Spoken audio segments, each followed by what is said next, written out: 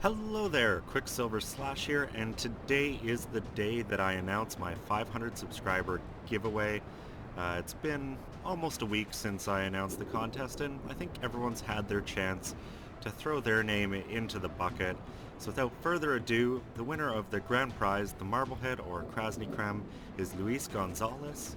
Coming in second, getting the 1250 doubloon pack, is Flying Joker Brains.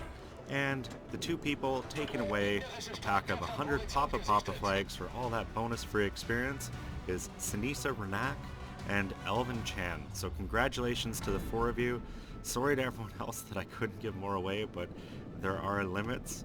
And hopefully once I hit 1,000, maybe one of you guys can win something then. Anyways, to the winners, please get in touch with me here on YouTube or send an email to me, Qckslvrslash@gmail.com, so we can start sorting out how to get you your prize. Otherwise, just like to say Merry Christmas, Happy New Year to everyone.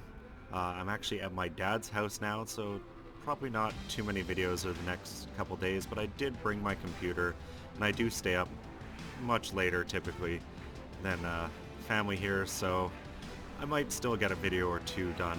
And for now, well, let's just enjoy a game in the new German Tier 3 destroyer, the G-101, and I have been loving this line so far.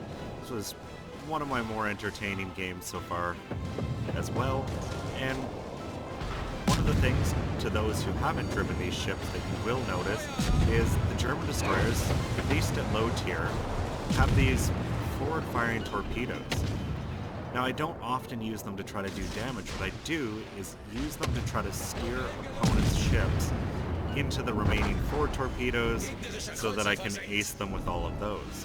So I'll fire the ones off the bow, a couple degrees apart, and kind of give the enemy ship a small opening to drive through, and essentially cross-peed them using my own vessel. Now, obviously, this only works if you're going to get up close and personal, but with these low-tier ships, they don't exactly have the greatest torpedo range, 6 or 7k depending on which torpedoes you have mounted. So you're honestly going to be right up close and personal anyways. I pop my smoke here to try to stop myself from getting torpedoed as I sit in Alpha Cap, just waiting to take it.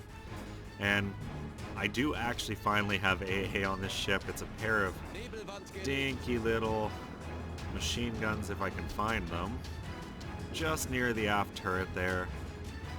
The sun is kind of blocking them, but you know, it's nice to have something, and it's honestly better than having nothing. But at this point in the game, I decide I'm going to go try to chase their carrier down.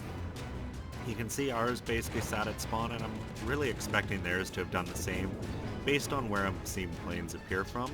And if I can eliminate that carrier, it gives ours a huge advantage, because at these low tiers, the only thing that really shoots down a lot of carrier planes is the other carrier, because the battleships certainly aren't doing it, and for the most part, the cruisers can't either, unless you're in a, a Yubari. Then you might have a chance at shooting some planes down, because it gets that defensive AA at tier 4. So with those dive bombers appearing, I'm pretty confident where the Langley is, and obviously seconds later the Langley appears, and yep, they're sitting right at their spawn point. So I'm racing in at them. I've got to get inside. I believe I've got the 7-kilometer torpedoes on this, and of course I can't look it up, but you got to get close to use them, and I'm still going to hold off. And yeah, I do have the 7. Stupid me, I could have just looked at the range rings. So I'm getting to the range where I feel like I could use my torpedoes, but they're still turning, not sure what they're doing, so I'm just going to use one of these bow-mounted ones, put a torp in the water, and then just switch to guns and try to light a fire. You can see there's still a bit of a rate of change to what that ship's doing, and I can't figure out if it's because it was speeding up or turning away. But either way, at this point, I've kind of made a mistake. I'm spotted. I should have been firing long ago. And it takes me 10-15 seconds to go, oh yeah, I've got guns.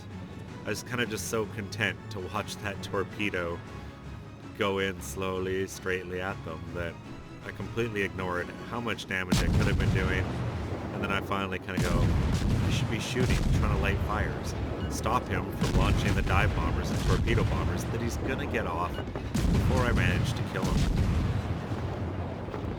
No luck so far with the first 9 shells, but I did do a good chunk of damage there. About 3,000 first volley in a bit, and you can see I'm getting 12 to 1,500 damage per volley. Now that I say that, of course, I don't get much, but this second torpedo is looking a lot better, and I finally get the fire. Now you notice I'm letting the fire burn, and I'm doing this just because I want to make sure his secondaries that he could potentially have and those torpedo bombers don't get me.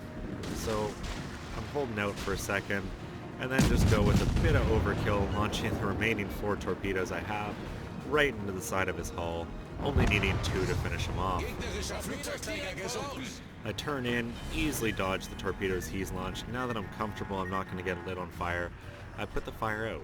Now maybe I should have done that sooner. In retrospect, I definitely should have, because no one else lit me on fire. But then I notice I've got a Bogatyr, so no time to think about how I played the game, get the guns over, and start working on this Tier 3 cruiser, which is a close second to the St. Louis in just shell spam, I find. The Bogatyr's got a lot of guns, but it lags behind the St. Louis a bit in that protection category, the coal bunkers in the St. Louis being surprisingly effective at stopping enemy shells. So quite honestly here, I wasn't really expecting to survive, but I think a bit of bad aim on the Bogatyr's part and some luck on my own, I managed to keep most of my hit points and, well, light a couple fires that are going to stick and make fairly short work of that Bogatyr. Getting my first gun kill in the game, and egged on by the success of that kill, I decide, close in, I'm engaging this Tenryu. See, he's shooting at our other G-101. Pepe 34 is on almost no health, so I'm going to try to help a teammate out. Really, this game is in the basket. So, once again, congratulations to all the winners. If you enjoyed this or aren't subscribed to the channel, consider subscribing, because once I hit 1,000, I'm going to be doing another giveaway.